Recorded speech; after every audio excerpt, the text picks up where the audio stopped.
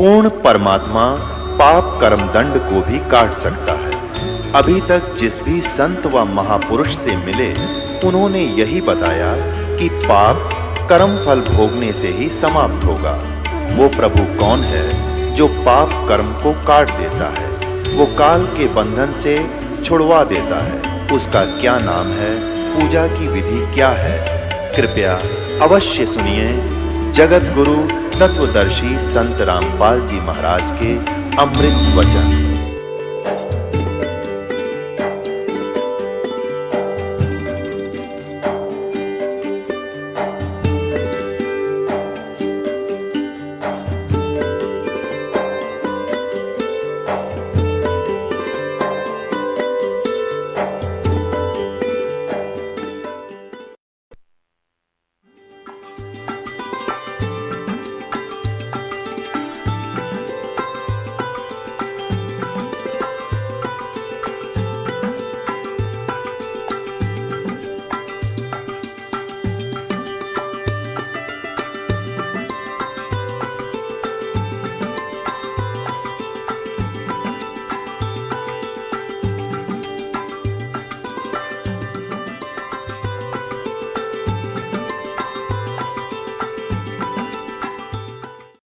परमात्मा प्राप्ति के लिए अर्थात सतलोक जाने के लिए, जन्म और मृत्यु का रोग कटाने के लिए हमें सबसे पहले गुरु की आवश्यकता होती है।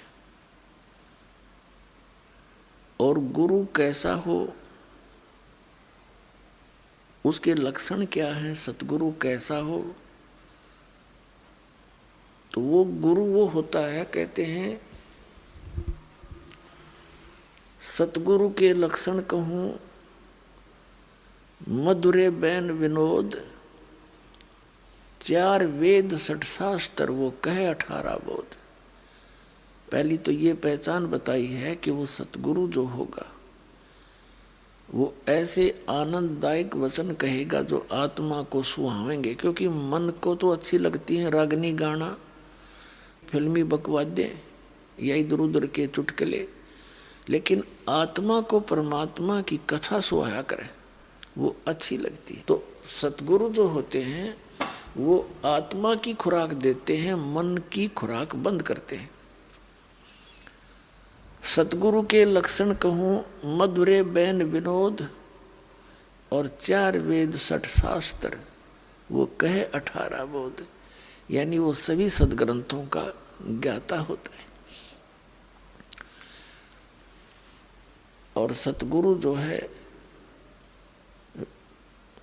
विश्व में एक ही होता है। एक बार जब परमेश्वर कबीर जी स्वयं आए थे एक तत्वदर्शी संत की भूमिका करने के लिए, जो प्रत्येक युग में वो ऐसा करते ही करते हैं, उनका विधान है परमात्मा का।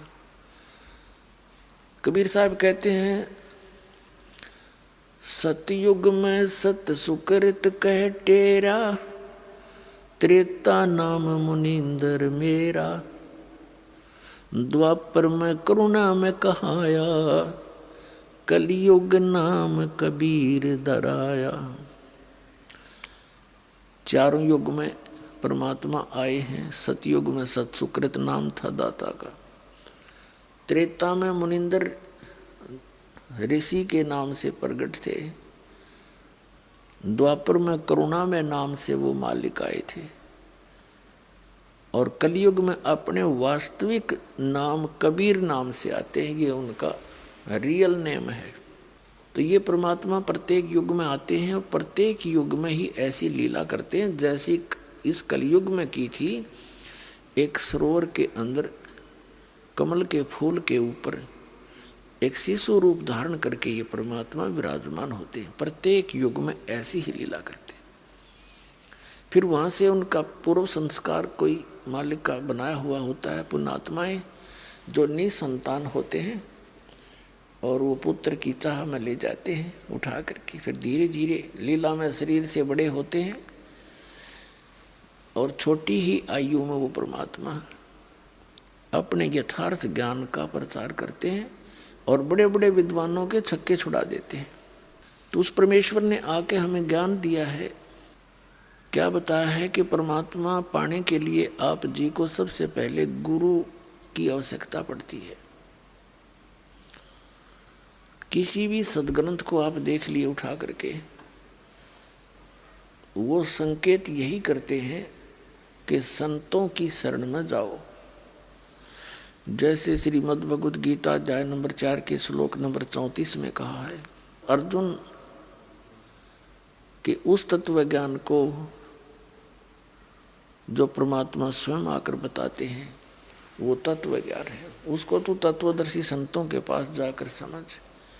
उनको दंडवत प्रणाम करने से, कपट छोड़कर उनकी सेवा करने से वो तत्वदर्शी संत तुझे परमात्म तत्व का, उस तत्व ज्ञान का उपदेश करेंगे।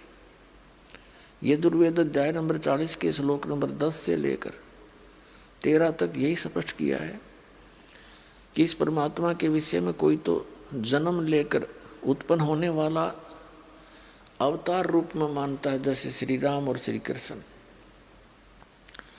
और कोई ये मानते हैं कि वो जन्म लेता ही नहीं, वो तो निराकार है। लेकिन ये यथार्थ ज्ञान परमात्मा साकार है या निराकार है, ये तत्वदर्शी संत बताएंगे, उनसे पूछो। और विद्वान तथा अविद्वान की परिभाषा भी तत्वदर्शी संत बताओगा। जैसे किसी ने कोई अक्षर ज्ञान हो गया, संस्कृत भाषा जान ली, उसको विद्वान कहने लगे। एक भाषा को जानने से जीव विद्वान नहीं हो सकता। किसी को संस्कृत भाषा आती है तो उसको इंग्लिश नहीं आती, तो इंग्लिश में अविद्वान हो गया।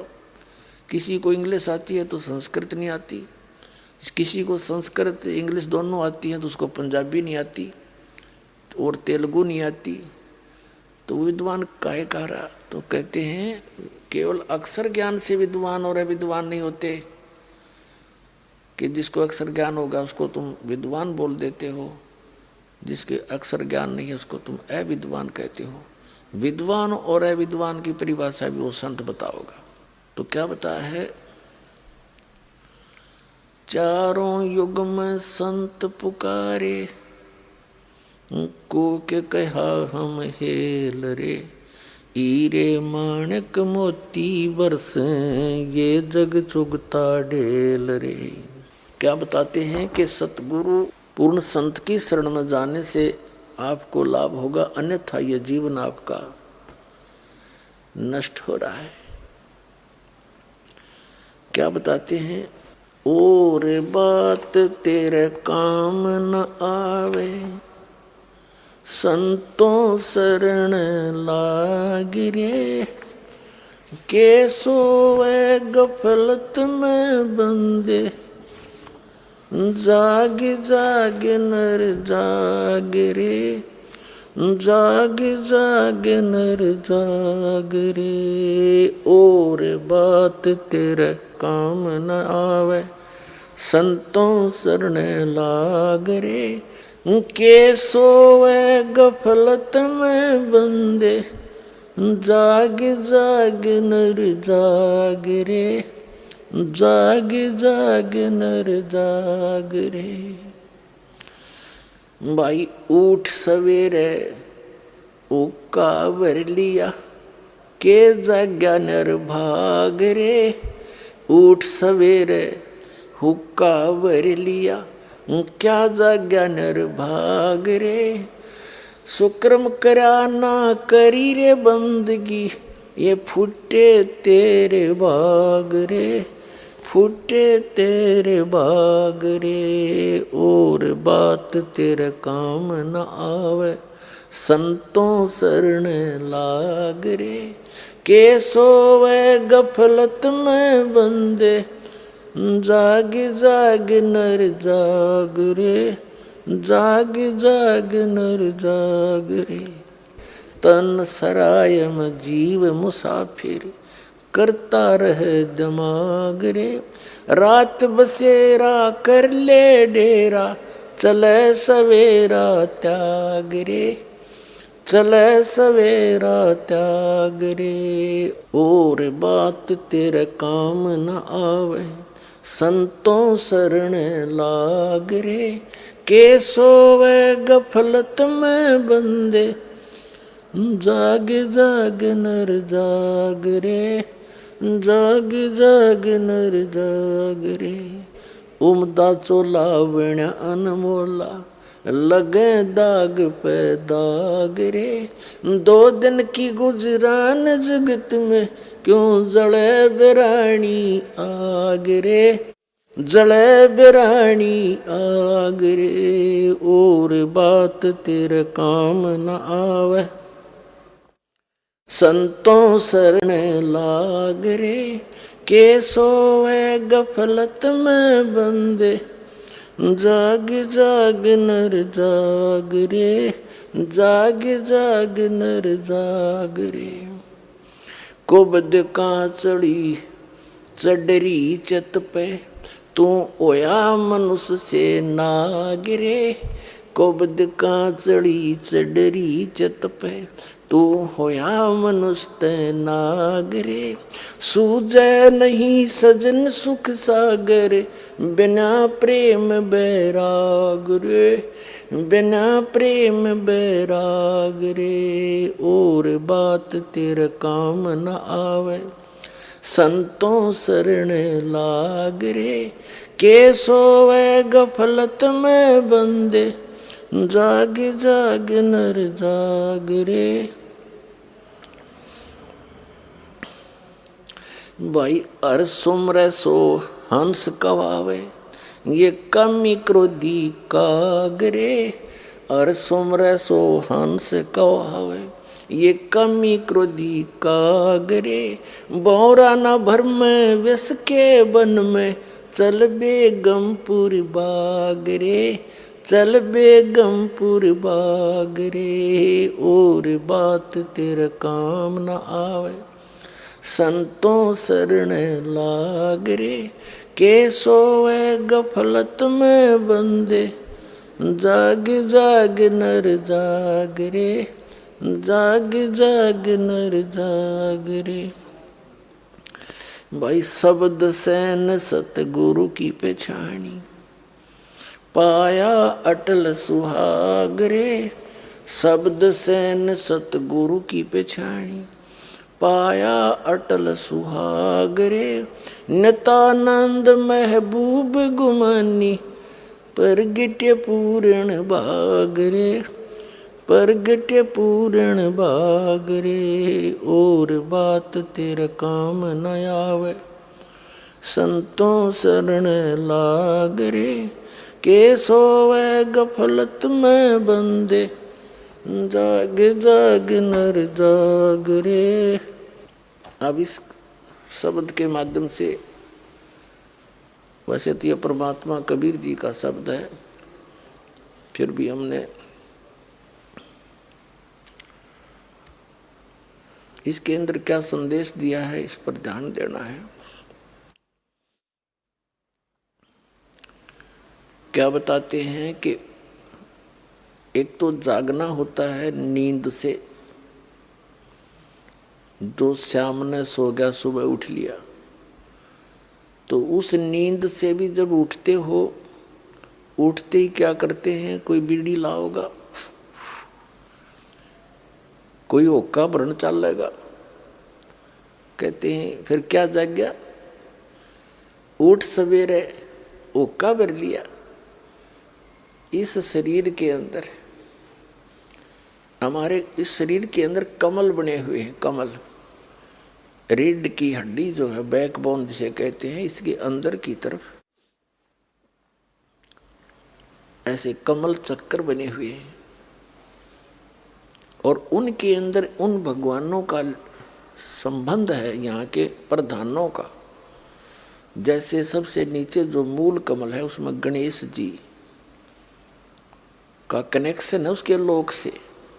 उससे 2 उंगल ऊपर लगभग, यानी नीचे जो रीढ़ की हड्डी नीचे जाकर गुदा के पास एंड होता है, इससे 2 उंगल ऊपर तो गणेश जी का मूल कमल है। उसके बाद स्वादिष्ठान चक्र है, सावित्री और ब्रह्मा जी के उस लोक से इसका कनेक्शन होता है।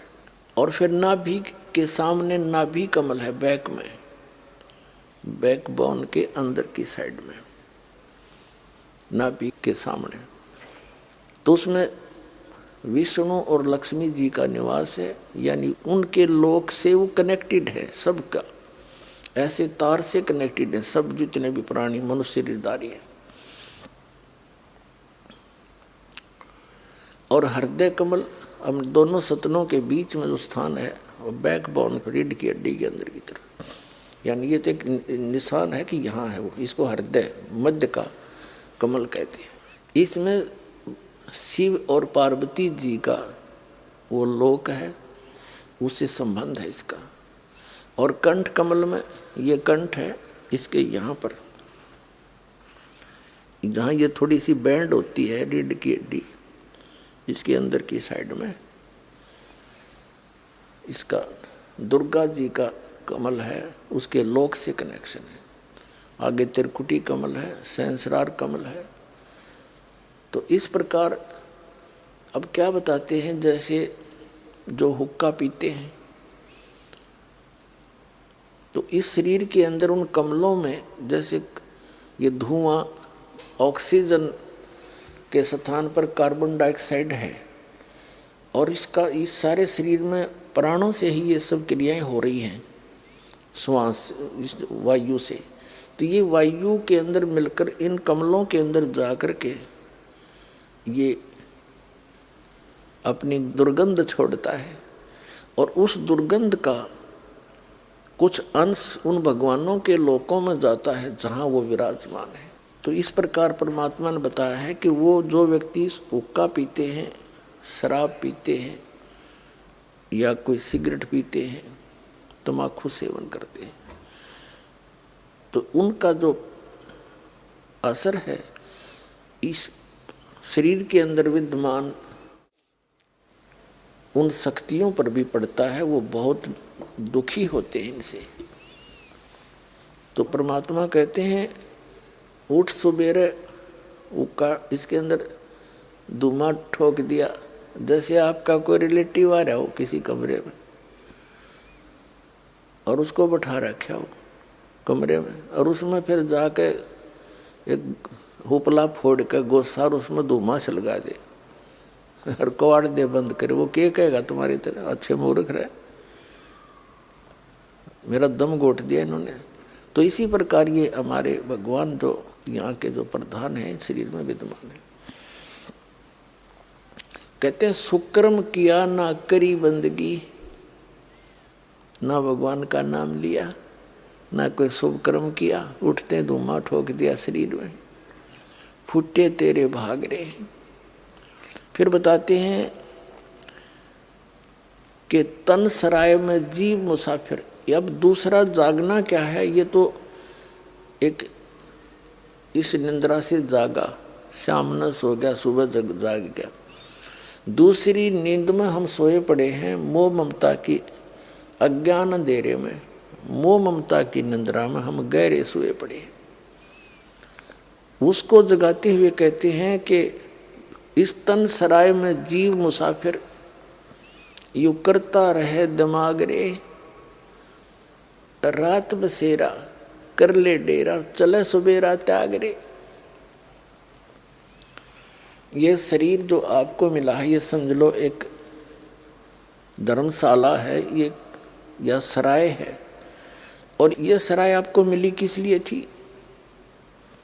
जैसे कोई धनी व्यक्ति दूसरे स्थान पर शहर में जाता है, वहाँ किसी धर्मशाला या रेस्टोरेंट में रुकता है, होटल में, उसका वो उद्देश्य क्या लेकर जाता है? वहाँ कोई विशेष बिजनेस पॉइंट ऑफ व्यू से जाता है धनी व्यक्ति, और जो पूंजी वो लेकर गया था उस पूंजी से उस सराय में किराए पर रुक कर आगे बिजनेस करना था उसका उद्देश्य, और वो ना करके और ही अटपट करके वो पूंजी नाश कर दी। तो फिर वो किराया जितना आपने दे रखा था वो खत्म हुआ, आपके पास चवन्नी रही नहीं, तो आपको जबरदस्ती उस होटल के कमरे से बाहर कर दिया जाएगा। तो यहाँ बताते हैं कि इस तन सराय में जीव मुसाफिर करता रहे दिमाग रे, अपनी अपनी अटकलों से सभी अटके बैठे हैं। अपनी अपनी सोच से सभी अपने को बुद्धिमान मानते हैं, लेकिन अध्यात्म मार्ग के अंदर गुरु जी के द्वारा दिए गए ज्ञान को आप जी ने अंतिम मानना चाहिए। आपसे कितने बुद्धिमान हो, इस संसारिक कार्यों में बेसिक बुद्धिमान हो, लेकिन अध्यात्म मार्ग में आप बालक हो, और बालक ने बड़ों की बात मानना अनिवार्य होता है। कहते तन सराय में जीव मुसाफिर करता रहे दिमाग रे, रात बसेरा कर ले डेरा, तो चले सवेरा त्याग रे। वो सवेरा कब होगा? जब मृत्यु होगी। मृत्यु होगी तब आंख खुलेंगी। कहते सपना साजा टूट उठ के मुंड पकड़ रोए। जैसे सपने में इंसान पता नहीं क्या क्या, कब कोई दुखी भी होता है, और कई बार ऐसे सलोने सपने भी आते हैं, कारों में घूम रहा होता है, पता नहीं कहाँ कहाँ जा रहा होता है, और जब आंखें खुलती हैं, निंद्रा भंग होती है, उसी खाट पर पड़ा पावा जिस पर लेट रहा था। तो जब ये सराय यानी ये सवेरा होगा, निंद्रा टूटेगी यानी शरीर छूट जाएगा, तब ये सवेरा होगा तुम्हारा। और सपने में जो कुछ भी तुम अपना मानने बैठे थे वह खक नहीं पावे, खोजे तो भी ना पावे, देखे तो भी ना दिखे, इतना बहुत दूर जा चुके होंगे, पकड़ कर यम के दूध पता नहीं कहाँ ले जा चुके होंगे। और फिर क्या बनेगी? कहाँ मेरी कार है, कहाँ मेरी कोठी है, कहाँ बेटा और बेटी है? जो काम करना था वो करया नहीं। क्या बताते हैं? उमदा चोला बना अनमोला, ये लगे दाग पे दाग रे। एक पेट के लिए इंसान ना जाने कितने पाप करके, कितनी झूठ बोल के, अटपट करके, नरे पाप इकट्ठे करके विश्राम लेता है। और मिलना मिलाना वही है जो उसके भाग्य में दाता ने निर्धारित किया हुआ। यह बात जब तक हमारे हृदय में गहनता से नहीं बैठेगी, नहीं जचेगी कि जो मिलना है वो दाता ने देना है। कर्म करना आपका फर्ज बनता है, क्योंकि ये शरीर ऐसा दिया है इसमें, और विश्वास रखा कि जो मालिक देगा, जैसे रखेगा वही ठीक है। पहले तो जब तक हम परमात्मा की शरण में नहीं आते हैं तो हमें केवल अपना प्रारब्ध ही मिलता है। प्रारब्ध में जो हमारे भाग्य में निर्धारित है वही मिलेगा, उससे अधिक और कम नहीं हो सकता, चाहे कोई सिर पटक ले। लेकिन जब हम कबीर परमेश्वर की शरण में परम संत के माध्यम से आते हैं तो फिर उस परमात्मा की रजा चलेगी, जीव की नहीं चलेगी। जैसे हमने अपने जन्म और मृत्यु के रोग को समाप्त करवाना है, तो आप जी ने यहाँ उपदेश लिया है, तो आप इस हॉस्पिटल में एडमिट हो गए। इस परमात्मा के इस हॉस्पिटल के द्वारा आप उपचाराधीन है आपकी आत्मा। और फिर उपचाराधीन व्यक्ति, रोगी, डॉक्टर की मान्यता उसका शीघ्र भला होगा, वो स्वस्थ होगा। साथ में अपनी भी तगड़मबाजी लड़ाता रहेगा तो वो देर कर देगा। तो डॉक्टर को सब मालूम होता है कौन सी आवश्यक वस्तु इसको देनी है, कौन सा इसको परहेज बताना है। तो आप जी ने सब मर्यादाओं का पालन करना है। कबीर साहब कहते हैं औखद खावे पत्थर है तब पावे भगवान, औखद खावे पत्थर है, यानी दवाई लेवे और परहेज रखे, पथ्य रखे। तो इसी प्रकार मर्यादा में रहे और इस मंत्र रूपी औषधि को खाता रहे, तो फिर उनका ये रोग नाश हो जाएगा। तो यहाँ आपके भाग में ना होगा तो भी देगा ये मालिक। आपके भाग में दुख होगा, जब तक कबीर साहब की शरण में नहीं आए थे तो आपने वो भोगना ही पड़ता, और अब आपको भोगना नहीं पड़ेगा जो आपके पाप के कारण आपको दुख होना था। क्योंकि ये वो परमात्मा है जो कबीर अंगारी असी, यजुर्वेद अध्याय नंबर 5 के मंत्र नंबर 32 में कहा कि कबीर अंगारी हसी बम्भारी हसी सबर ज्योति रत धामा हसी। वो कबीर परमात्मा बंधनों का शत्रु यानी बंदी छोड़ है और पाप नाशक, पापों का शत्रु, पापों का नाश करता है। और वो सबर ज्योति स्वयं प्रकाशित सतलोक के अंदर वो वहाँ रहता है। ये परमात्मा आपके प्रारब्ध के पाप कर्म को भी नाश करेगा और पाप से दुख होता है और पुण्य से आपको सुख होता है। तो हमारे इतने पुण्य नहीं है कि हम आजीवन सुखी बने रहें। कभी पुण्य है, पुण्य के कारण सुख है, तो फिर पाप के कारण दुख भी भोगना पड़ता है जब तक हम कबीर परमात्मा की शरण में नहीं आते। तो यहाँ आदरणीय गरीबदास साहिब जी बताते हैं कि मासा घटे न तिल बधे, विद ना लिखे जो लेख, और सच्चा सतगुरु मेट कर ऊपर मार दे मेघ। मासा घटे न तिल बढ़े, जो आपके प्रारब्ध में विधाता ने जो लिख रखे वो ना घट सकते ना बढ़ सकते। कब तक? जब तक आप सतगुरु की शरण में नहीं आ जाते, कबीर परमात्मा की शरण में। यानी सच्चा सतगुरु जो होता है वो वही कहलाता है जो सत्य पुरुष का ज्ञान देता है। बाकी सतगुरु नहीं है, क्योंकि उनको ज्ञान में कंप्लीट नहीं है। वो कोई ब्रह्म तक पूजा बताता है, कोई विष्णु जी तक, कोई कृष्ण जी तक, कोई राम जी तक, तो ये सतगुरु नहीं है। और जो सतलोक की जानकारी देते हैं उनका ज्ञान व्यर्थ है, ठीक नहीं है, तो वो भी सतगुरु नहीं है। बेशक वो सतपुरुष की महिमा भी सुनाते हों, जैसी भी उनको ज्ञान है। तो सतगुरु वही है जो 4 वेद 6 शास्त्र जो कहे 18 बोध। तो पुण्यात्माओं, आपका सौभाग्य है कि आप जी को उस परम पिता की शरण मिल गई, जिसकी शरण में आने के बाद आपको प्रारब्ध का कर्म कोई सेध देगा नहीं, पाप नहीं दुख देगा। जो आपके भाग्य में पुण्य है वो सुरक्षित रहेंगे, और पुण्य आपको यहाँ वृद्धि करने की एक ऐसी विधि बताई जाती है जिससे पुण्य का ढेर लगता चला जाएगा। तो इन पुण्यों से, भक्ति से, मंत्र के जाप से आपने इस संसार में जब तक श्वास है रहोगे तब तक इन्हीं से आपने यहाँ का भी खर्चा चलाना है और इसको सुरक्षित भी रखना है, जो सतलोक में जाने के लिए या कमाई काम करेगी। तो ये दोनों ही आपके यहाँ से स्टार्ट हो जाएंगे। यहाँ कौन कौन सी विधि बताई जाती है और सतगुरु हमें क्या बताएगा। अब सतगुरु कैसे विधि बताएगा।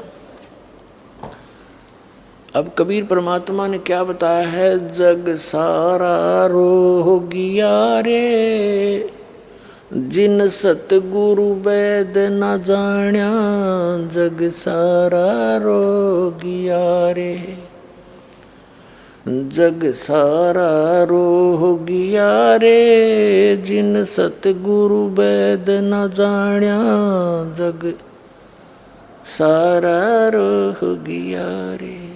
भाई जन्म मरण का रोग लग्या है, तरसना बडेरी खांसी, जन्म मरण का रोग लग्या है, तरसना बडेरी खांसी, आवागवन की डोर गले में या पड़ी काल की फांसी, जग सारा रोगिया रे, जिन सतगुरु वैद न जाण्या, जग सारा रोगिया रे, जग सारा रोगिया रे, जिन सतगुरु वैद न जाण्या, जग सारा रोगिया रे।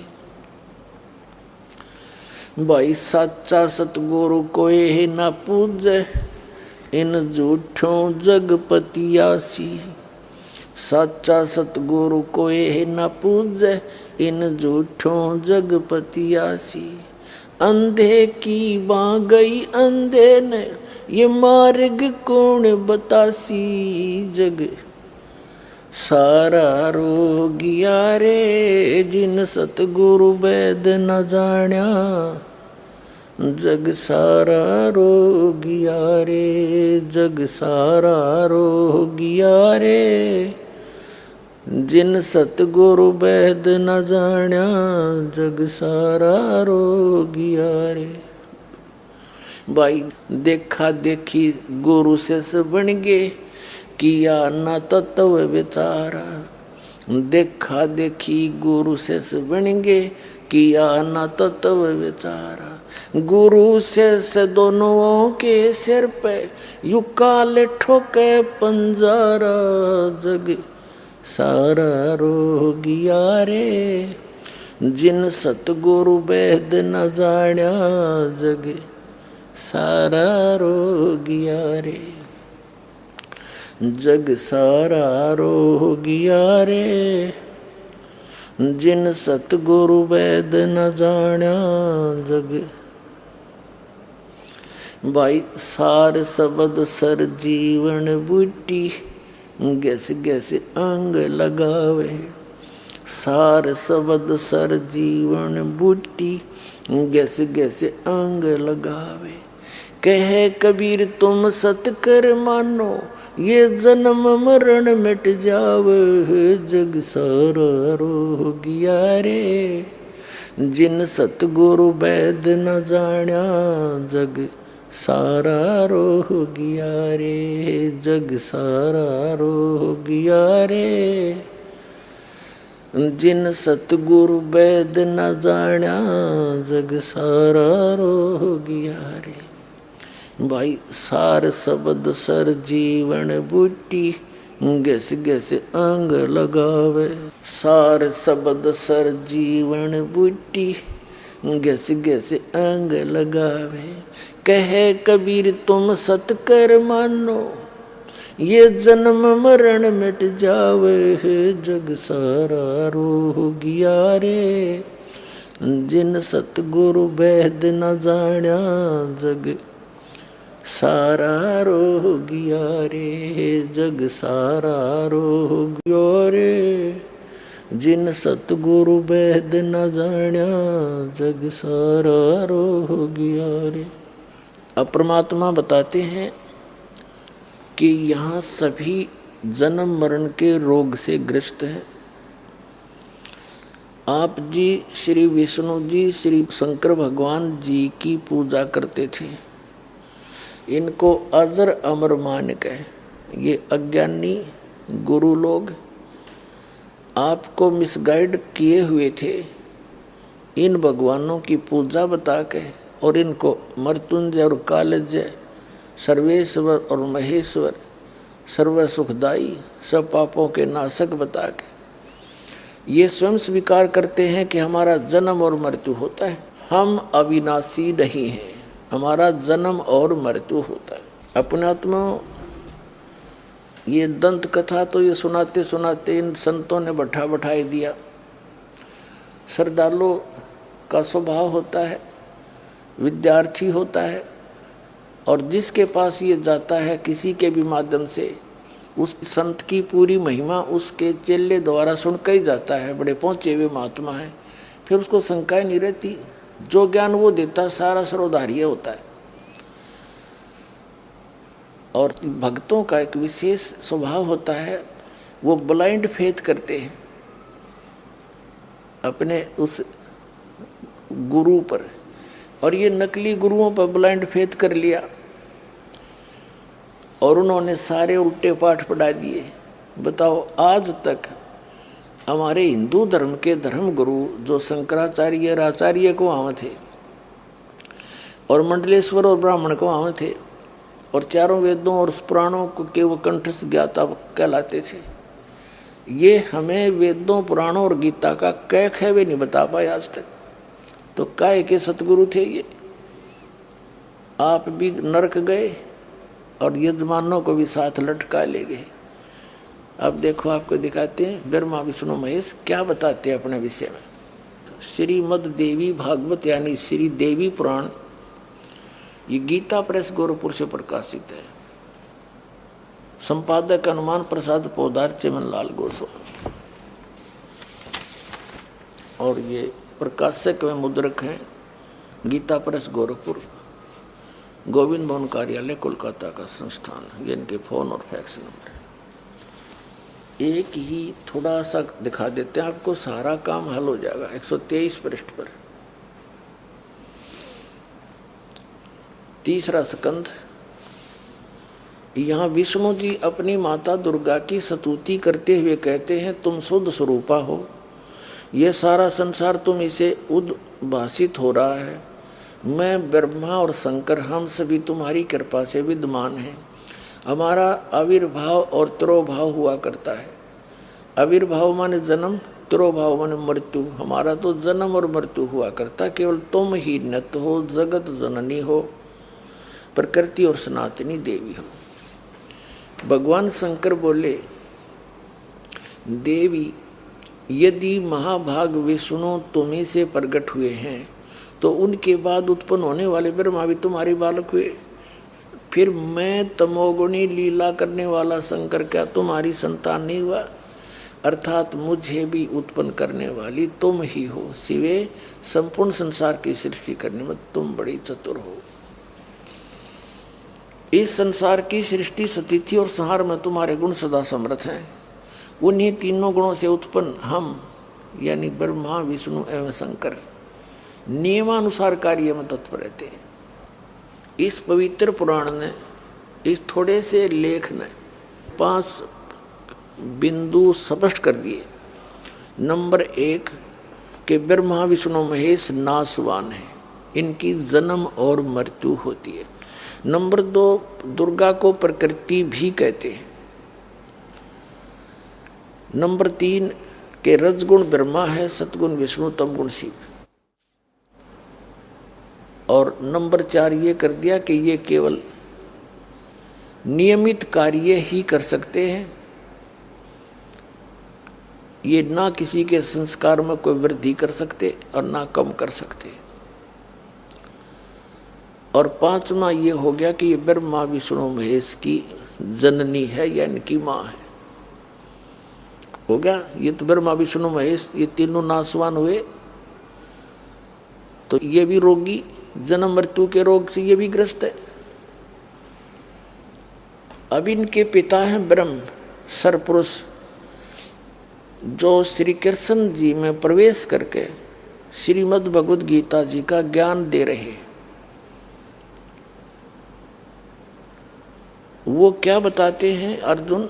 4थे अध्याय के 5 और 9 श्लोक में, 2रे अध्याय के 12वें श्लोक में गीता जी, और 10वें अध्याय के 2रे श्लोक में, अर्जुन तेरे और मेरे बहुत जन्म हो चुके हैं, तू नहीं जानता मैं जानता हूँ। अपने आत्मा, अभी तक तो हम सुनी सुनाई बातों पर विश्वास करते थे, लेकिन दास नहीं मानता इस बात को कि कोई इस दास के केवल उर्वली पर विश्वास कर लेगा। ठीक है, जिन्होंने ये ज्ञान गहनता से सुन लिया उनको तो सारी बात स्पष्ट हो चुकी है, लेकिन इस सत्संग रूपी इस विद्यालय में ये सत्संग रूपी जो लेक्चर चलते हैं, इसमें विद्यार्थी बदलते रहते हैं, श्रोता बदलते रहते हैं। इसलिए दास का प्रयत्न होता है कि जो पहली बार आए हैं उनके सत्र का भी सत्संग हो, और जो 2, 3, 4 बार आ चुके हैं उनके सत्र का भी, और पुराणों के सत्र का भी जो बहुत पुराने हो गए। तो ये सामूहिक ही ये ज्ञान दिया जाता है, और ये ज्ञान यज्ञ का फल आपको मिलता है। अब देखिएगा श्रीमद् भगवद गीता, गीता प्रेस गोरखपुर से प्रकाशित है। जयदयाल गोविंद का इसके अनुवादक है। ये इसने अपने हाथ से लिखा है। देखिएगा श्रीमद् भगवद गीता अध्याय नंबर 4 के और श्लोक नंबर ये 5, यहाँ इसका अनुवाद है। हे परंतम अर्जुन, मेरे और तेरे बहुत से जन्म हो चुके हैं, उन सब को तू नहीं जानता किंतु मैं जानता हूं। ठीक हो गया। अब ये चौथे अध्याय के 9वें श्लोक में क्या कहता है? हे अर्जुन, मेरे जन्म और कर्म दिव्य हैं, अलौकिक हैं। ठीक है। अब दूसरे अध्याय के 12वें श्लोक में, ये दूसरा अध्याय नंबर 2 का और श्लोक नंबर यहाँ 12 है।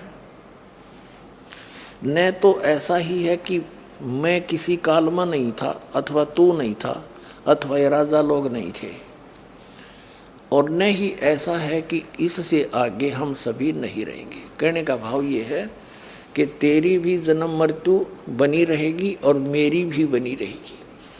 अब इस दूसरे अध्याय के 17वें श्लोक में क्या कहता है गीता ज्ञानदाता? अपने से अन्य परमात्मा की महिमा बताता है। कहता है कि नाश रहित तो उसको जान जिससे ये संपूर्ण जगत दृश्य वर्ग व्याप्त है, और इस अविनाशी का विनाश करने में कोई भी समर्थ नहीं है। 10वें अध्याय का दूसरा श्लोक, ये अध्याय नंबर 10 का और श्लोक नंबर 2 है।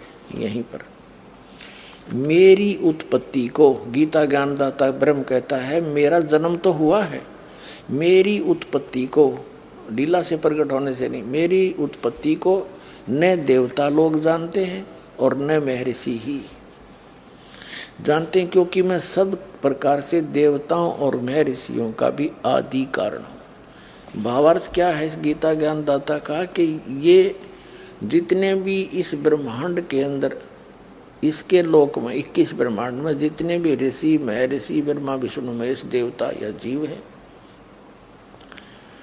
जैसे ब्रह्मा विष्णु महेश की उत्पत्ति दुर्गा और इस काल के संयोग से हुई है, तो ये ब्रह्मा विष्णु महेश को आज तक अपने पिता का ज्ञान नहीं। 3 देव सो उसको धावे, निरंजन का वो पार न पावे। इसने प्रतिज्ञा कर रखी है कि मैं कभी भी अपने वास्तविक रूप में किसी को दर्शन नहीं दूंगा, और मेरा भेद दुर्गा तो किसी को मत बताना। तो दुर्गा देवी जो है, देवी जी उस निरंजन के डर से उसका कोई यथार्थ ज्ञान अपने बच्चों को भी नहीं बताती।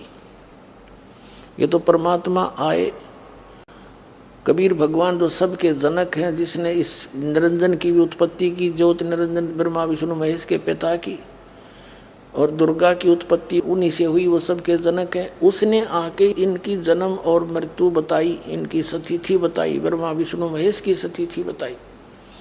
वो हमारा गले नहीं उतरी, क्योंकि उस समय हम अशिक्षित थे, और इन नकली गुरु ब्राह्मण ऋषि महर्षि आचार्य शंकराचार्यों ने 600 वर्ष पहले परमात्मा आए थे, तो उन्होंने परमात्मा के ज्ञान को हमारे तक नहीं आने दिया। ये कह कर के कबीर अशिक्षित है, ये सदग्रंथों से अपरिचित है, संस्कृत भाषा ये जानता नहीं, झूठ बोलता सारी, जबकि परमात्मा सारी साची कह कर चले गए।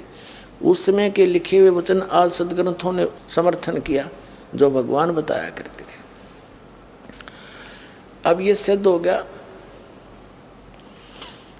कि ये तीनों, ये गीता ज्ञान दाता भी नासवान, ये भी जन्म मृत्यु के रोग में। अब श्रीमद् भगवत गीता अध्याय नंबर 15 के श्लोक नंबर 16 और 17 में 3 पुरुष बताए हैं, एक सरपुरुष, एक अक्षर पुरुष। सरपुरुष और अक्षर पुरुष तथा इनके अंतर्गत जितने भी प्राणी हैं वो सभी नासवान हैं, और ये भी नासवान है। गीता अध्याय नंबर 15 के श्लोक नंबर 17 में बताया है कि उत्तम पुरुष तो अन्य है, परमात्मा इति उदाहरते, ये लोकत्रयम् आविश्य विवर्ती अवैश्वर है। उत्तम पुरुष श्रेष्ठ परमात्मा तो कोई और है इन दोनों से, सरपुरुष और अक्षर पुरुष से। ये देखिएगा श्रीमद् भगवत गीता, गीता प्रेस गोरखपुर से प्रकाशित है। अध्याय नंबर 15 का श्लोक नंबर 16 और 17 दिखाते हैं आपको। श्रीमद् भगवत गीता अध्याय नंबर 15 का और श्लोक नंबर 16 यहाँ पर है। द्वौ माने दो, इमौ माने इस, पुरुषो माने पुरुष यानी प्रभु, लोके क्षर से अक्षर एव च सर सर्वाणी भूतानि कटुस्थ अक्षर उच्यते। इसका अर्थ ये बनता है इस संसार में नाशवान और अविनाशी भी ये दो प्रकार के पुरुष हैं। यहाँ इन्होंने अर्थ कर दिया, इनका नहीं, यहाँ लिखना था जैसे ये संस्कृत को देखेंगे आसानी से सुनना। ये द्वौ इमौ पुरुषो लोके सर से अक्षर है, यहाँ लगाना था इस लोक में दो सरपुरुष और अक्षर पुरुष। सरपुरुष ये ब्रह्म है, सरब्रह्म, और अक्षर पुरुष ये परब्रह्म है। ये दो पुरुष हैं, ये दो भगवान हैं। यहाँ देखना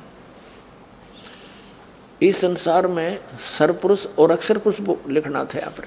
ये दो प्रकार के प्रभु हैं, पुरुष माने पुरुष हैं, ये दो प्रकार के हैं। और इस सब प्राणियों के, संपूर्ण प्राणियों के शरीर नाशवान है, जीवात्मा किसी की नहीं मरती। तो कहने का भाव ये है कि इन दोनों भगवानों के, पुरुषों के जितने भी इनके लोक हैं, इनके अंदर जितने प्राणी हैं और ये स्वयं भी दोनों नाशवान हैं। सरपुरुष ये ब्रह्म है, 21 ब्रह्मांड का ये मालिक है, और अक्षर पुरुष ये परब्रह्म है, ये 7 शंख ब्रह्मांड का स्वामी है। और उत्तम पुरुष है तू अन्य परमात्मा इति उदाहरते। ये देखिएगा गीता अध्याय नंबर 15 के और श्लोक नंबर 17 में,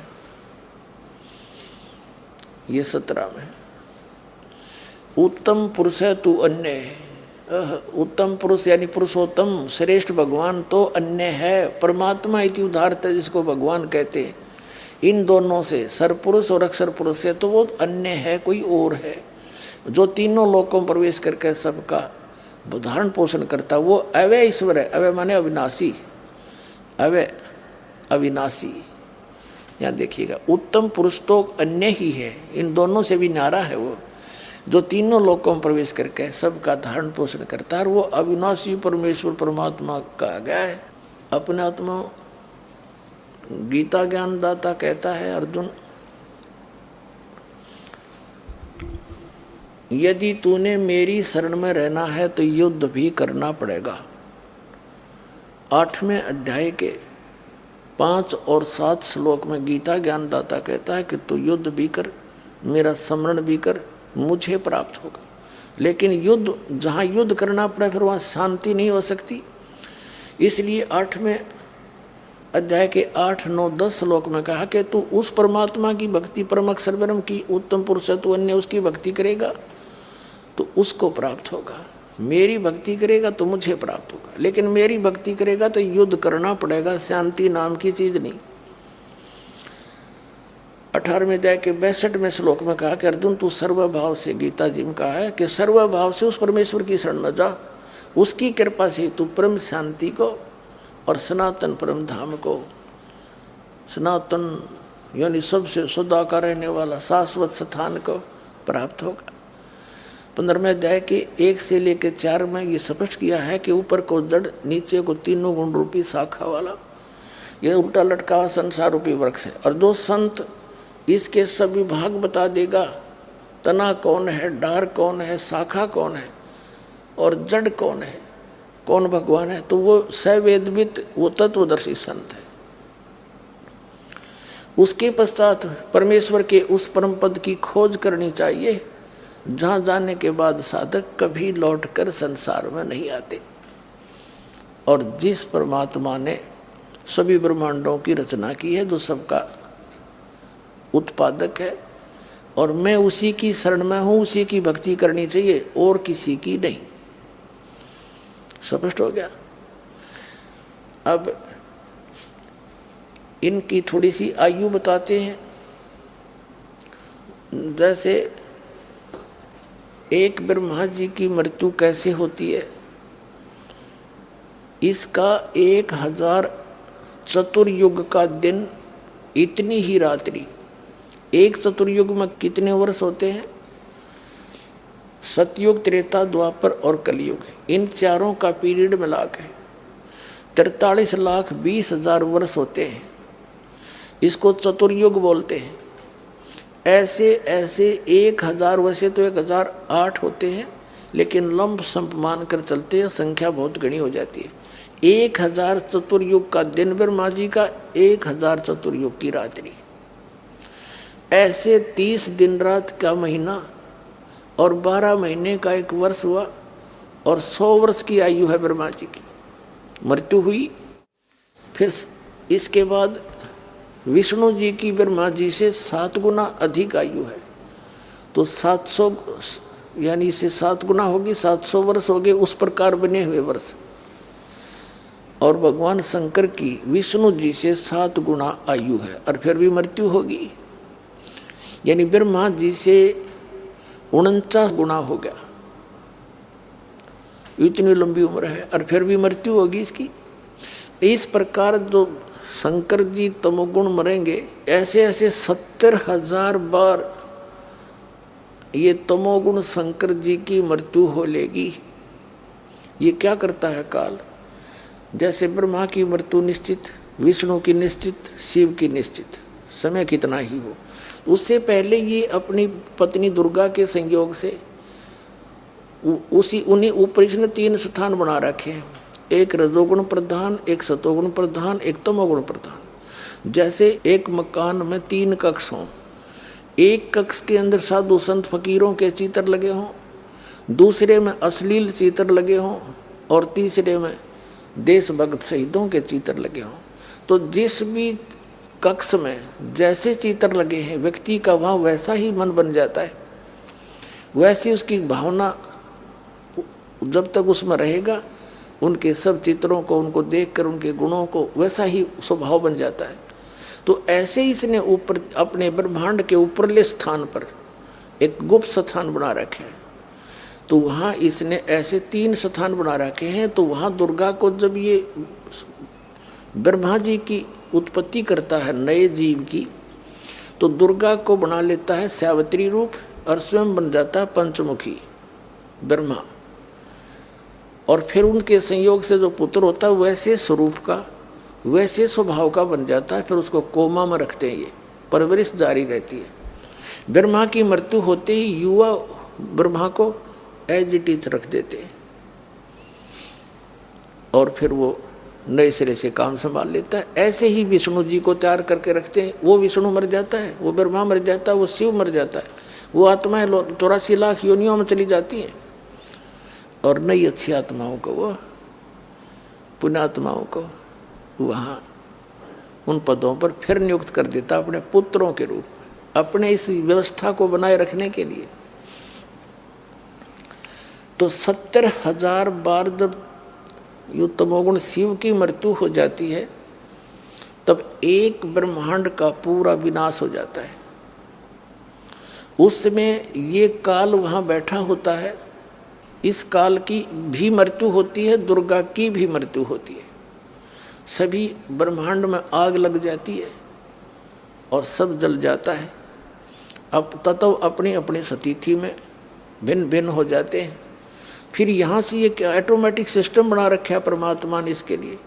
ये क्या करते हैं, इस ब्रह्मांड से सभी प्राणी ऊपर को उठ जाएंगे, नू के नू, और ये यहाँ के जितना भी तत्व हो ये यहीं रह जाएगा, जो भी यहाँ इसका मटेरियल है, ये ऊपर चले जाएंगे एकदम पूरी स्पीड से, वो दूसरे ब्रह्मांड में प्रवेश कर जाएंगे। एक सुराख है उसके अंदर से जाते हैं, जैसे चीट खखाट उठे कण जाते हैं। आप कभी प्रकाश की रोशनी में देखते हो ऐसे, तो ऐसे जाते हैं ऊपर को, तो दूसरे ब्रह्मांड में जाते ही ये अन्य प्राणी अचेत हो जाते हैं।